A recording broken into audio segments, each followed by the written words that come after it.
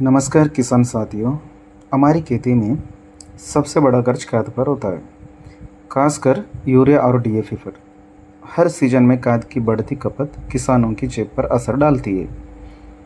लेकिन अब खेती में एक नई तकनीक तेजी से चर्चा में है, नैनो यूरिया और नैनो डीएपी।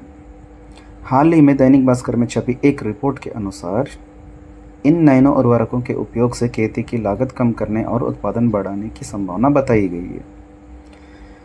सबसे पहले समझते हैं कि नैनो यूरिया और नैनो डीएपी क्या है।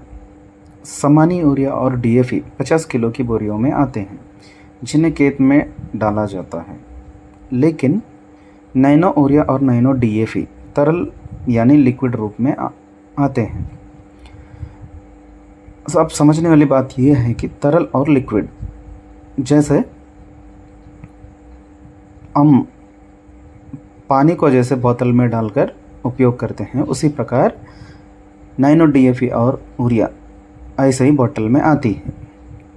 ये छोटी 500 मिलीलीटर की बोतलों में उपलब्ध होते हैं और इन्हें पानी में मिलाकर फसल के पत्तियों पर स्प्रे किया जाता है। यहाँ पानी में मिलाकर स्प्रे किया जाता है, इससे तात्पर्य है कि जैसे हम कीटनाशक दवाओं का उपयोग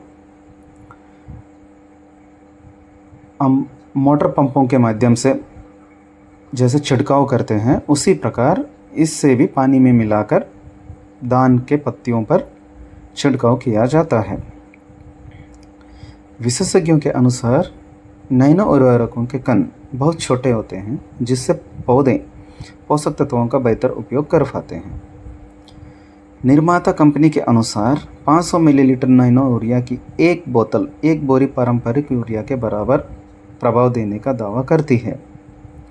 अब बात करते हैं किसानों के सबसे महत्वपूर्ण सवाल की, बचत कितनी होगी। दैनिक भास्कर की रिपोर्ट के अनुसार धान की खेती में यूरिया और डीएपी पर प्रति एकड़ लगभग 1900 से 2200 रुपये तक खर्च होता है। रिपोर्ट में बताया गया है कि यदि किसान पारंपरिक खाद के साथ नैनो उर्वरकों का संतुलित उपयोग करें तो प्रति एकड़ लगभग 75 रुपये से 250 रुपये की बचत हो सकती है।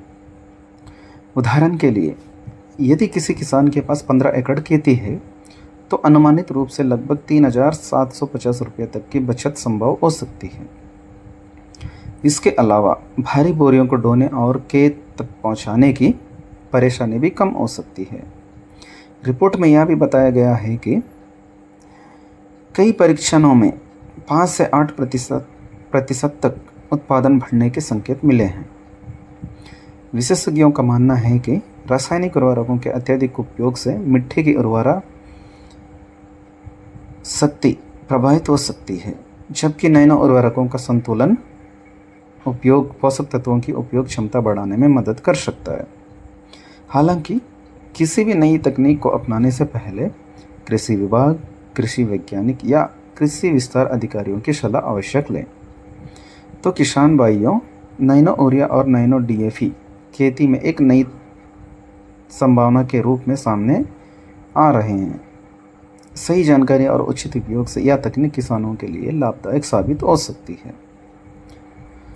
अगर आपको यह जानकारी उपयोगी लगी हो तो वीडियो को लाइक करें, अपने साथी किसानों के साथ शेयर करें और खेती किसानी की ऐसी ही सरल और भरोसेमंद जानकारी के लिए ग्रामीण जगत चैनल को सब्सक्राइब करना ना भूलें।